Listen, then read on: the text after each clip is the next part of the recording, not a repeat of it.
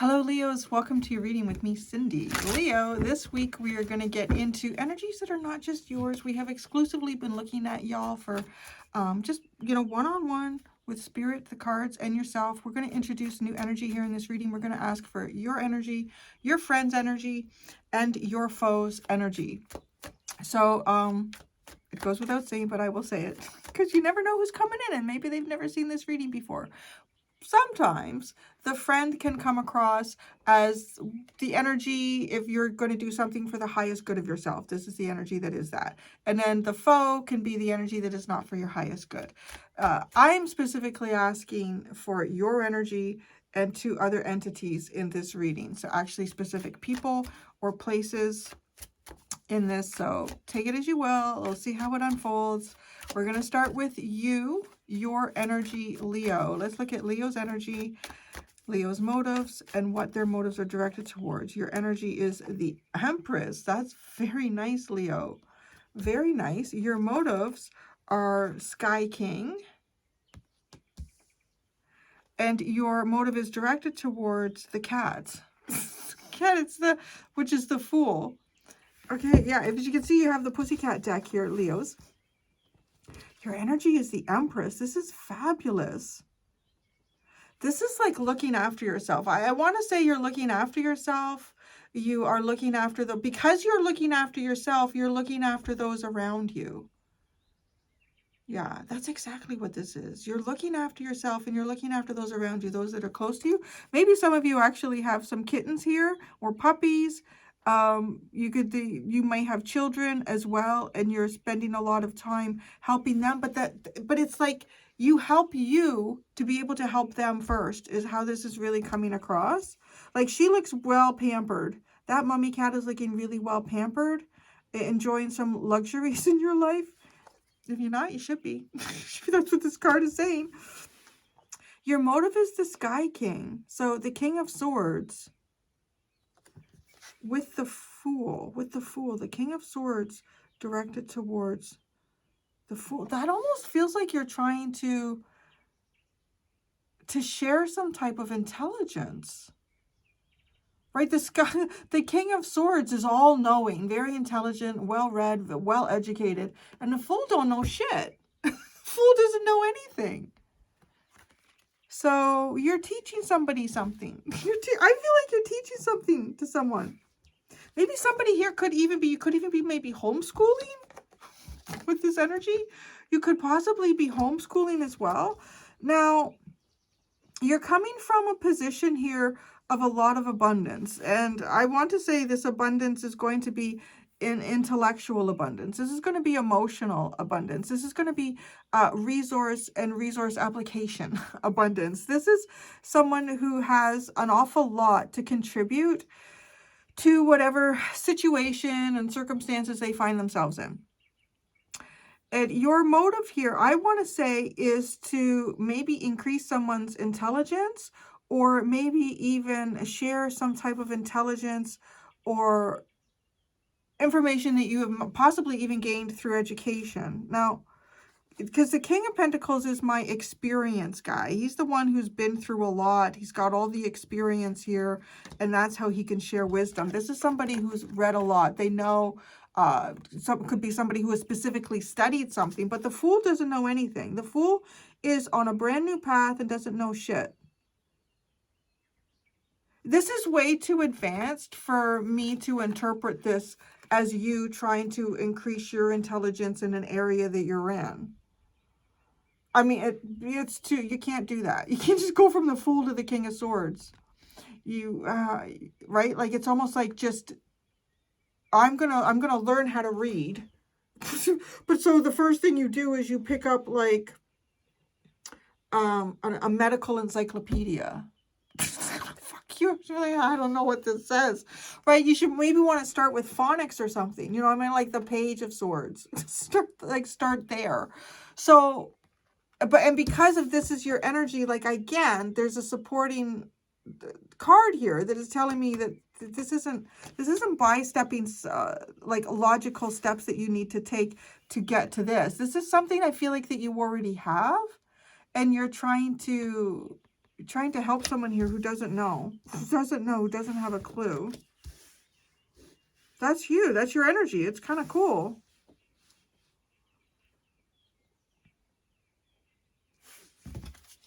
What is your friend's energy? So let's see what your friend's energy, your friend's motives, and your friend's motives are directed towards. Your friend's energy. Earth Tom. Okay, that's the Knight of Pentacles. Did they take a kitten? What's going on here? Did they take one of the kittens, or they're taking the kitten somewhere? That's so interesting. The artwork dynamic that's playing out in your reading. They've taken one of the, and it's a Tom, right? Which is also, because that's giving a masculine energy. It is actually, the Earth Tom is the Knight of Pentacles. Toms are the Knights. So it's a Knight of Pentacles here. Your friend is Knight of Pentacles. And it's almost like they're bridging, they're helping someone over. You and your friend here are very, you have helpful energy. Well, let's see what they're doing. What's their motive? 3 of C. Oh no, it's almost like they want to bring one of the kittens back. Looking at, I feel like I could be looking at like a married couple here, and you have a maybe more than just a couple of kids. You could have even like 3 to 4 or 5 kids here, and it's as if I don't know, your husband, the father of the kids, is one of the kids I don't know, got left behind at the barbecue. I have no idea. They're bringing one of them back. They're reuniting. The friends' motives here are to reunite. What is that directed towards? Oh, can't see. The one who can't see. Can't see. The one who's stuck. Reunite the one who's stuck and can't see forward. So, okay, your friend is doing nice energy right now. Your friend is literally like, okay, you know how your energy looks like you might be trying to impart some type of intelligence to another here who doesn't know. They're on the first. Oh, here's the other thing. You could be overqualified. So you want to talk, don't talk down, but talk. What would be the right way to describe that? Talk at their level, which is not talking down, because somebody's at a level doesn't mean they're down from you, but talk at their level. Communicate to their level, because your level is much higher, intellectually speaking, than the Fool. You know more. But, right, like you're trying to help someone here who doesn't. Your friend is literally like, okay, they don't even have the physical ability to get over this hurdle, is the energy that your friend is. So it's like your friend is someone here who is helping another, but not intellectually. It's almost like they're using their own intellect and experience to, okay, the kid, we're not going to have that kitten try to cross over here because that's probably dangerous. Don't even know how deep that. Oh, it's not too deep. I can see the bottom. But they'd probably be trapped, and then they might have a long life fear about little gaps. They might not cross, tile that has grout lines. Oh, the cat that's just stuck there in the middle of the kitchen. So their energy is also helpful. Both your energies are really helpful. Now, I just find this so funny, though. I don't know if they're, like, taking one of these kittens somewhere. Could be even, like, someone, like, you could have a couple of kids at home, and then your partner is taking one of the kids to a medical appointment. There's, like, a real sort of everyday energy that's coming through with these cards, too. So the friend is reuniting, and, right, like, it's kind of funny. There's 2 cats and a sea lion there. It's kind of an odd group, but it works. But it's directed towards, some of the cats hanging out with, I don't know, a weird group here. Because one of it's directed towards these 8 of Sky. This one can't see, and they're trapped. It's almost like their circumstances are preventing them from seeing the possibilities, right? Like feeling trapped here. And the dark clouds are coming. There's bats. It's like, oh my gosh. The mind starts to kind of run away with itself and can't see positive possibilities. Honestly, all this cat has to do is kind of like scoot backwards and get out to the larger gap here. Okay, what's up with the foe? The foe. Oh, that was weird. The foe.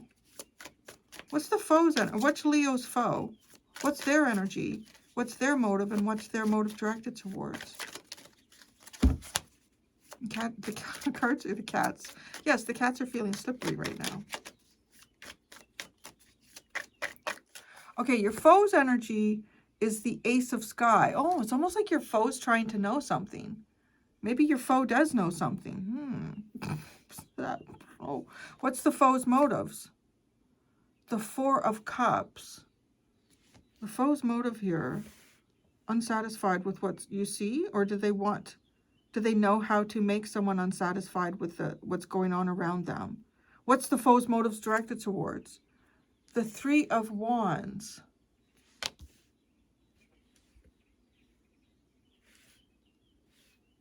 Oh, I don't know. I don't know. This is really odd. What do I say? Like, this is so funny. This is literally like, okay, I want to say that you and your friend are showing up in very supportive and helpful ways to others. And how you do that, though, are distinctly different. They both involve a level of intelligence to do this and sharing your intelligence. Your intelligence looks like you are like kind of like even telling somebody, you know, this is when you're walking down a path that is unfamiliar. Go slow. Take note of the things that are around you. Those things could be points of interesting information that are telling you about what you're coming up to. Like if you've been walking on a gravel road and all of a sudden you start to notice that the gravel road is changing. Maybe there's places where it looks a little bit washed out, or, you know, maybe that means that you're coming up to a body of water, or maybe there used to be a body of water there. Right? Like these are things that you could tell to somebody when they're on a path that they've never been on before. And it's all metaphorical, right? Like, well, maybe you are. Maybe you could be. Like, maybe you could be a camp counselor of some sort, right? Like guides or something like that, too. I could be picking up on. But I want to say, too, it could even be like a work situation here where you could be training somebody, right? You could be training. Oh, wow. Yeah, I could totally see that here. Like you could be training somebody, but it's almost like in a conference room or a boardroom, and you have a PowerPoint presentation and you're doing a slideshow and you're giving the information about it. And then your friend is almost like out in the field with someone after you have intellectually trained them, but they are still using their intellect, but they're using their intellect to recognize when somebody comes up against an obstacle or a situation that is beyond their physical capacity to deal with it. So they're helping them do that. Like you and your friend are really, really helpful. Okay. The foe, not so much. The foe has knowledge here. The foe may even have some type of new knowledge. But what the foe's motive here is for someone to be unsatisfied with what they see happening around them. So, right? And what's that directed towards? Expectations. I could tell you what this could be right here.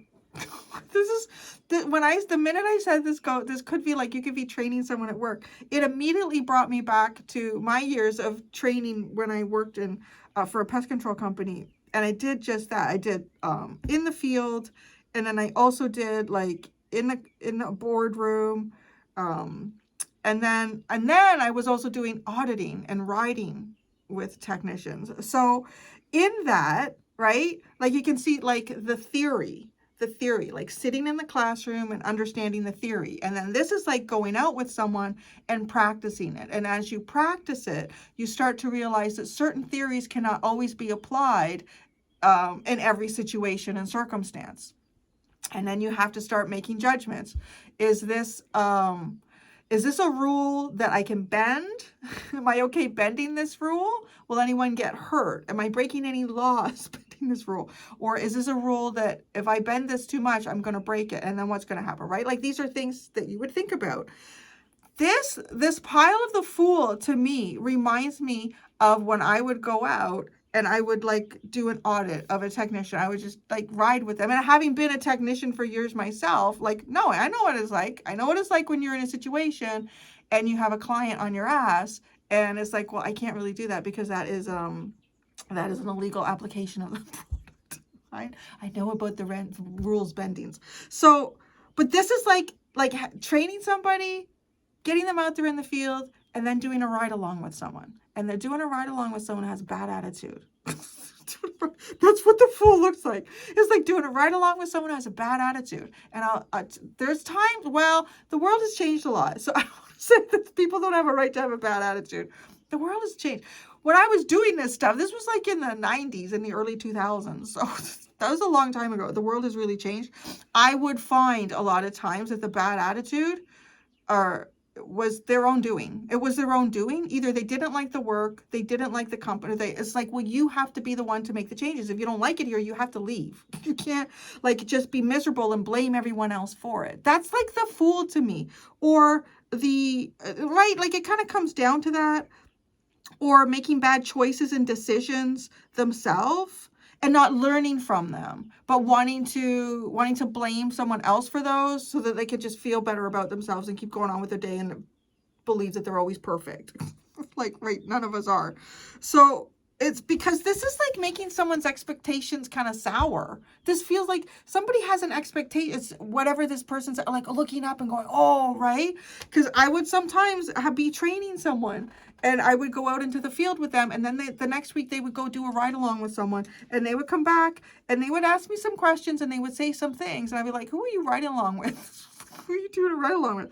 And if I didn't know the technician, I would look into it, or I would just, even if I didn't know, I would say, okay, I have a feeling that this is because this person is feeling this way, or that these have happened for this person, or maybe they've wanted to be here and they haven't gained that. I would suggest, going with different people for ride-alongs so that you can get different perspectives here and how different personalities handle different situations. Right? Like that's, I don't know what this is. This is what this looks like to me.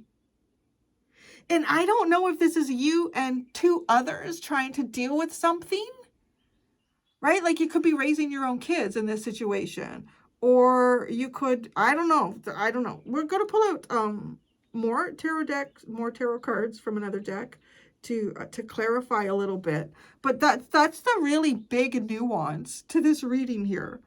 Is the foe is almost like somebody that sabotages all your hard work.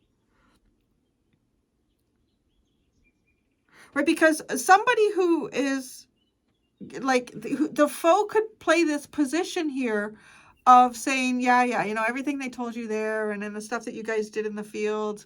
I don't know. I spent 16 years in the field, so I don't know. Is there a way? I think you just have to, I think at some points, right, like it comes down to you have to have there's certain lines that you will cross or you will not cross. And then you just know that. And then you know that going into any situation. And if your boss asks you to cross that line, it's like, well, you can come with me and do it. And then you can also put your signature on the work order. All right, Cindy, you better not do that. Right? Fucking call them on it. So that takes a while to learn that shit till you know that they will throw you under the bus, honey. So tell them to come with you onto the bus. Come with me. Come with me on the bus. Okay? We'll do that together. Maybe not. Well, then I guess it's not getting done. So maybe you want to phone the client and tell them why we can't do that. Why we can't spray their elderly parent with pesticide. You think I'm joking? I'm not joking. Sadly, I'm not joking. I got so mad. I'm going to go on right now. I got so mad. I went to, it was it bed bugs or fleas? I can't remember. No, it was cockroaches. Oh my God. This elderly woman that was elder abuse. It was absolutely elder abuse. And I think social services got involved after I talked to it was a superintendent. Okay, well, so much going on in my mind here. Do you want me to save it for the end? I'll save it for the end. I've learned to do that. I'm going to save it for the end. Because there's people like, I really don't fucking care, Cindy. I'll save it for the end. It's a really interesting story. So, okay. You are the Empress. It ain't easy. It ain't easy being the Empress. You got the 9 of Wands and the 7 of Pentacles. I want to say that you might have more than you need. Or, right, she's already got, don't bring me any more kittens. Don't bring any more kittens to Leo. Leo already has enough kittens. You could have certain, okay, so this is interesting. I'm about to say boundaries, and this is a good opportunity to share this information. I was watching a video the other day. Maybe you've seen it. It has a lot of views, so it could be one of those, like it just popped up. Never seen the person before. And they were talking about how we all have the interpretation of boundaries incorrect. And he started describing, I'm like, fucking yeah, he's totally right. And because we look at boundaries as what we're requesting. And what we're requesting is simply a request. The boundary is how we meet, how our request. No. Maybe I should just share the video. I don't remember the video now. Okay, wait, let me think this out. Okay, there's no way I can describe effectively this video that I watched about boundaries. I'm going to put the link. I'm going to put the link in the comments, okay? So you can, if you want to watch it, it's a very, very good video. So I'm just going to leave it at that, okay? Because I can't do it better than this person has done it, so I'm not going to try. So what I'm going to do, all I can say is that this is an adjustment of some type of long-term boundary. This is trying to figure out how to adjust some type of long-term boundary. And boundaries, as you'll see in that video, are things that we do want to keep in our life, but we're trying to figure out how we can effectively do that in a way that is comfortable for us. Okay. That meets a need or a requirement that we have. Okay. So that is what your energy is. Now, what's interesting is the Empress is also a mother. And I'm going to laugh because the video that, if you go check it out, the example that is given is a boundary that somebody is trying to set with their mom in terms of certain conversation that they don't want to have with their mom, which is kind of funny because, right, like the Empress is actually here. So maybe that for some of you, that is, you're trying to figure out how to set a different boundary with your mom. You're trying to figure out how you can get across that there's something that either you don't want to talk about with her or there's something that you don't want to do with her. Okay. So that's your energy. Now, so your motive is the King of Sky. Your motive is the King of Sky. The Five of Pentacles. Your motive is the King of Sky.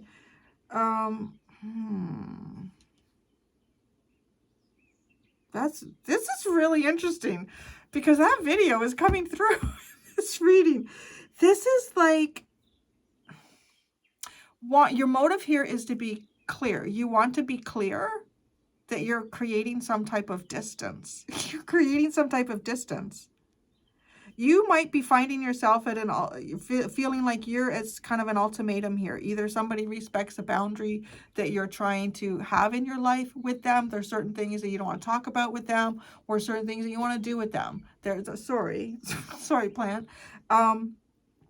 And this is being very matter-of-factual. I wonder if this is because this is the Nine of Wands. This is giving me the feeling that you have talked to somebody maybe a few times, or you've tried to, you keep trying to affirm a boundary here. Like in the example of the video, it is a mother who is always asking their son questions about his romantic life, or I guess a romantic relationship that he's in. And he doesn't want to talk about it with her. And it doesn't matter how many times he tells her he doesn't want to talk about it. She's still always asking him about it. So he's right. The idea is, I'll probably end up saying this anyways, but the boundary is what the person who doesn't want to talk about it starts creating with themselves, because that's the only thing they can control. He can't stop his mom from asking, even though he has asked over and over again that you don't ask about it. And what that does is then the next conversation is, okay, mom, I've told you I don't want to talk about it anymore. And obviously that is something, that a conversation you keep bringing up. So I'm just going to avoid. When you start talking about it, I'm just going to leave the room. I'm not right. So that's where it's going to go. So you could end up having no one to talk to about it.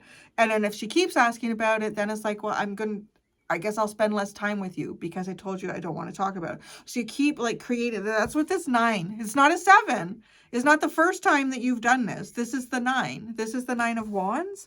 So, right, with this is giving me the vibe of like, okay, now we're at the point where I'm not going to live here, or I'm not going to come and visit anymore. But it's being there's no emotion in this. This is just like a solid, hard fact with the 5 of Pentacles and the King of Swords.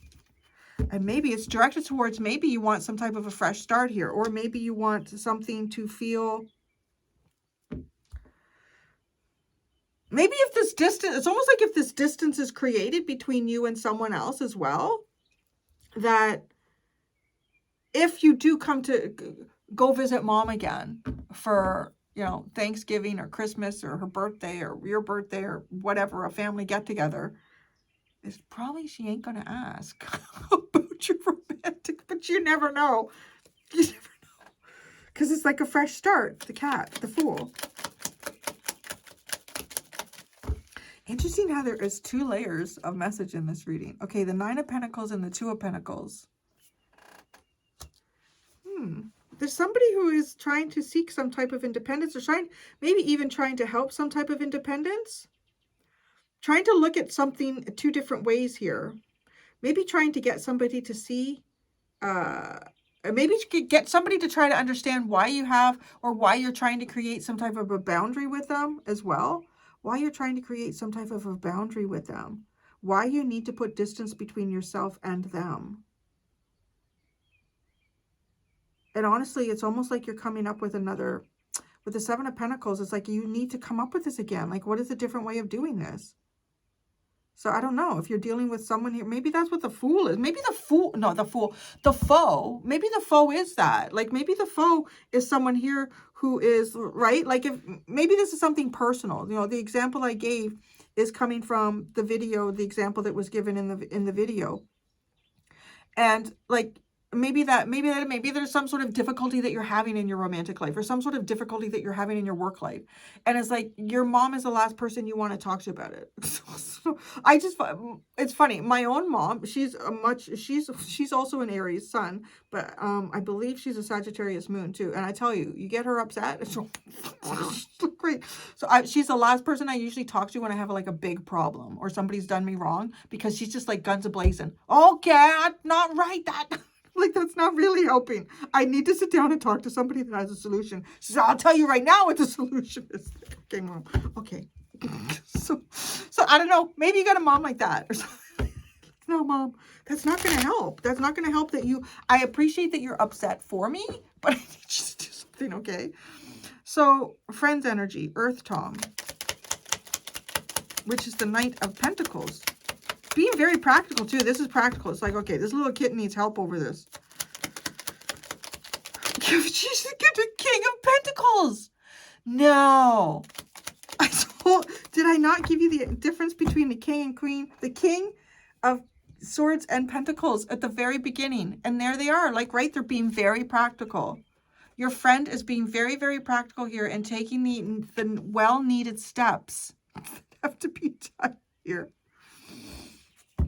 It's like, right, like you're in the, you literally, I don't know who is this you need a boundary with? Well, the Empress. I don't know who that is. Maybe it's a boss or something too. King of Pentacles. There's experience here. Your friend has experience. They have a lot of experience, and they've probably been that cat where they thought, well, let's see what happens if they can get over that. They've thought, no, they can't. And not only can't they, but then they develop a huge fear of that crevice, and they'll never go near them again. Let's just avoid the crevice and let them recognize when they're ready to go over the crevice on their own. Because when they are, then they'll have confidence to conquer crevices. That's your friend's energy. Again, like I said, I like you and your friend's energy is pretty cool. Your energy is going a slightly different way from how it was first being depicted, but that is still the foundation of your energy. Your friend's motives. The 3 of Cups. The 3 of Cups is the friend's motives here. That freaking 8 of Swords. Oh my God. The King of Swords and the 8 of Swords.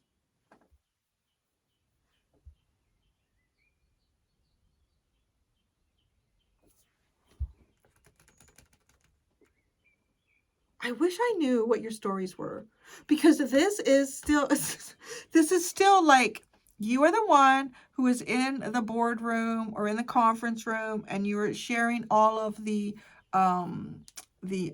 like logical steps in how to do something. Your friend is that person out in the field, and they're almost like they're trying to unite theory and practical and practice. Theory and practice. Like they're trying to bring your knowledge. It's like they're trying to bring your knowledge.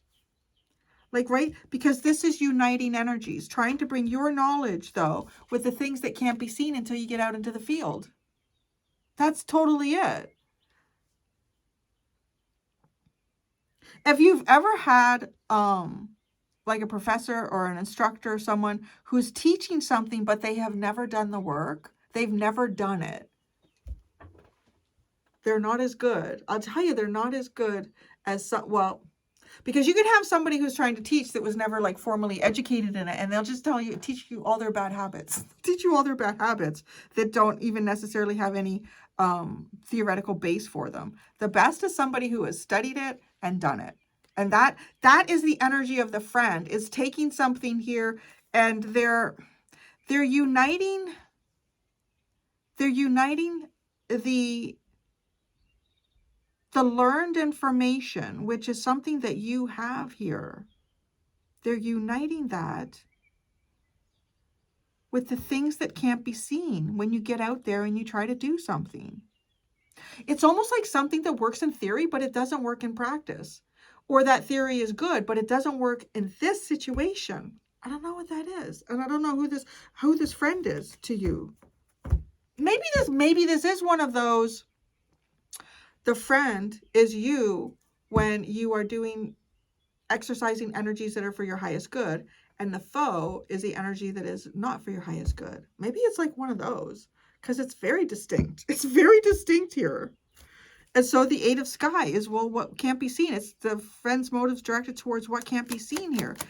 It's almost like just being practical and approaching things with logic and practicality. The Five of Cups, when it's things that we can't see or things that we can't comprehend or anticipate, things that we can't anticipate.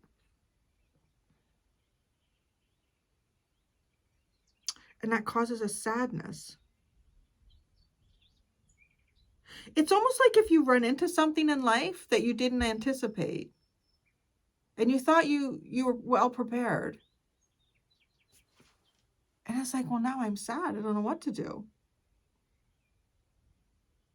It's not to doubt the information that you've had. This is just one of those readings. I don't know where this is going, Leo. This is not one of those like full of drama readings or anything like that. It's just like, I don't know. These energies are very distinct. The foe has the Ace of Sky. So, okay, that's interesting. The foe is like, I need to know. To know. The Ace of Sky.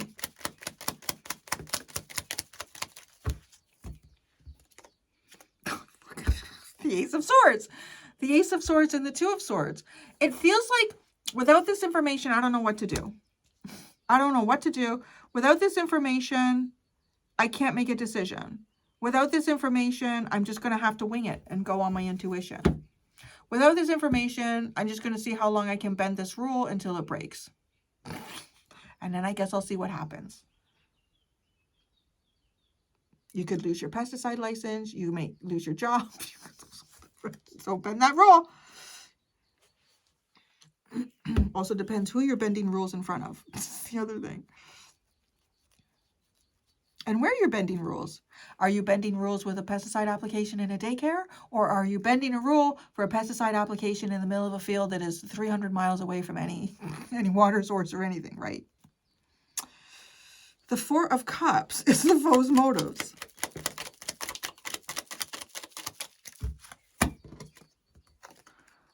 The Strength card and the Six of Swords. The Strength card and the Six of Swords. There you are, Leo. Okay, don't give up on something. I feel like this is a big part of this reading. I know. I feel like we've been down this alley. We went down that alley. We've gone down this alley. And now we're over here. This is like a labyrinth. Your reading is like a labyrinth. And each road that we went down was not necessarily the final destination, but it had important information to take along the way. I think we talked about that, going down the path, collecting information, going down the path.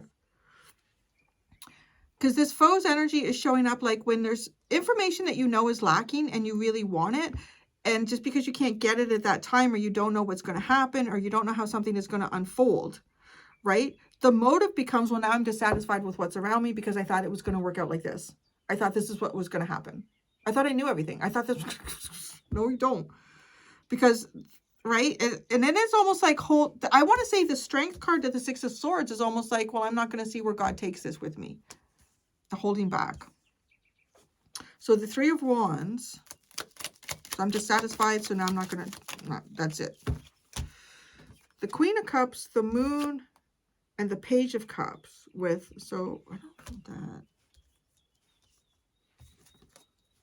Okay, this is, the foe's energy is literally like, because the Queen of Cups, and it's almost like love, and then that, maybe even expressing yourself, expressing your feelings or your emotions here, and then there's a lot of fear. There's illusions that come in with that as well, and then it gets small. It's like, it's almost like it alchemized into something smaller. Having less of an investment in something, it's because your expectations changed.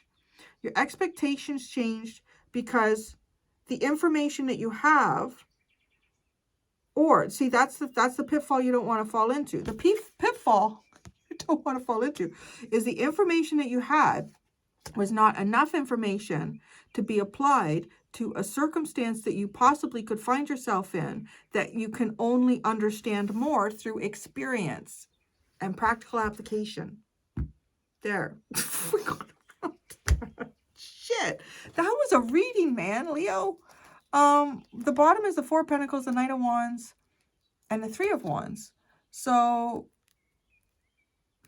I don't know, I'm distracted. Why does it, looks like the lighting changed in this when I paused it. I look really washed out. Anyways,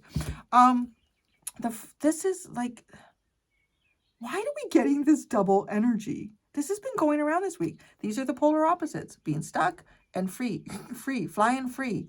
The anticipation, what you anticipate, don't let, if that anticipation doesn't fall through, don't let that change your attitude. If you had a good attitude, maybe let it change your approach.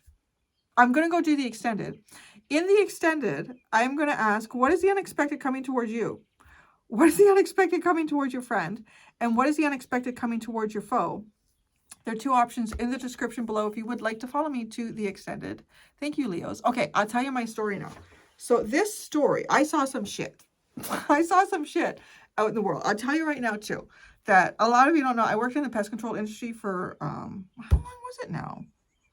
20 years? I don't remember. God, I can't remember. It was a long time. I actually went to college and I studied it. And, anyways, so... But one thing I learned when I started going out in the world, because I went into almost every place you could imagine. The only place I didn't get into that I almost did was a nuclear power facility. I did not get into that. I was supposed to go, and then plans changed, and I didn't. I was like, damn, I didn't get to see that one. And I was like, I'm sure it's held together with duct tape and paper clips, because the rest of the world is. I was just like blown away at, yeah, the world is just like held together by duct tape and paper clips. I'm not kidding. I'm kidding. Like hospitals, morticians, bakeries, large facilities of any type. Just like, oh my God. So it really gives you a different perspective on the world. But anyway, so then there was a lot of things that I saw, like social things, and actually I had something come back around. So this is going to be one of these little chit chat things. Like when Cindy gets older, she's sitting in the rocking chair. Come here, honey. I got some stories to tell you. So I had like a come around thing for me. I was watching The Amazing Race Canada. I think it was season, I don't know, 10. It was either season 9 or 10. There were two, I think they were brothers. Yeah, they were brothers or cousins. I think they were brothers. They were two of Somalian descent. So their parents had come, their parents had come to Canada as refugees from Somalia. And I want to say it would have been in the 1990s, and there were a lot of people coming, leaving Somalia at that time. And they would have been just like little tiny tykes, or they were born here. I can't remember if they were like, they came with their parents or they were born here. But I remember because a lot of Somalian families were in government housing at the time. And I worked for a company that serviced government housing. So I did see a lot of stuff. And it was just, I was fascinated. And one of the things I was really fascinated by was how ill-prepared our government did not think about where people were coming from, and then just set them up with like appliances and things that they had never seen and had no idea how to use them, how to maintain them, how to keep them clean. And like people criticized them. People go, look at them. They live like pigs and they don't know what I'm like, they don't know.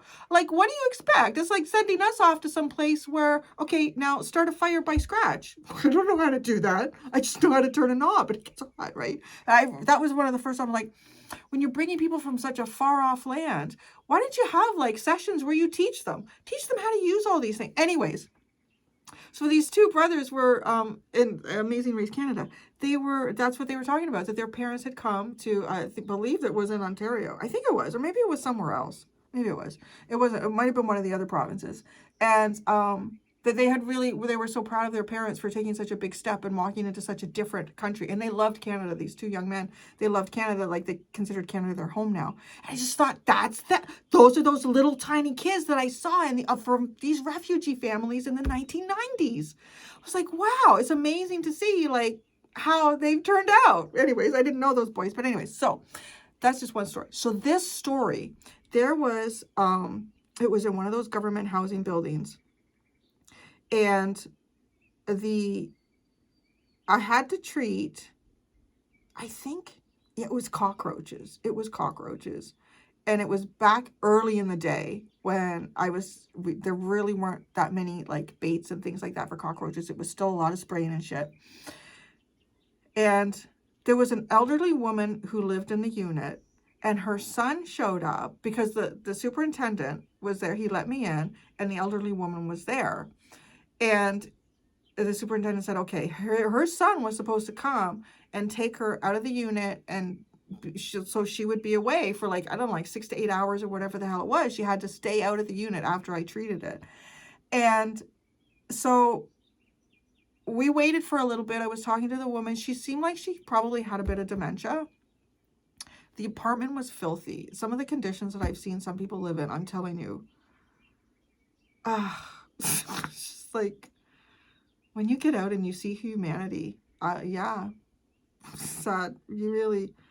It's sad. I always have hope, though. I don't know where that comes from. But anyway, maybe because of people like those superintendents and other people that you actually really do care. So the son finally came. He was like an adult man. And he came and he took his mom out of the unit. And I said, okay, don't bring her. And it was going to be like, I think it was later in the afternoon. And I think that's why, like, it was a weird setup that I was doing this unit all by itself. It was because the son couldn't leave work.